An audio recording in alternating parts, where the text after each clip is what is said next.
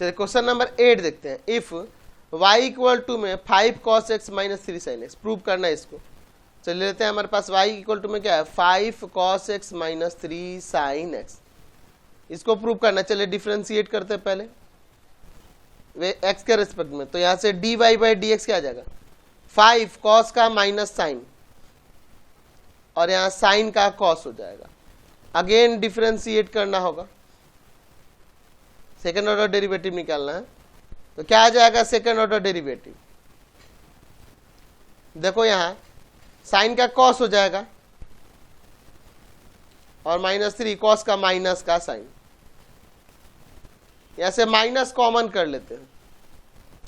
D square Y by में D X square equal to minus sine minus common करोगे तो 5 cos x minus का 3 sin x, ये तो कोई ये y का ही ना वैल्यू, तो इसकी जगह y रख सकते हैं। D square Y by D X square equal to minus Y, इधर आके प्लस का हो जाएगा D square Y by D X square plus का y इक्वल टू 0। यही तो प्रूव करना था। क्वेश्चन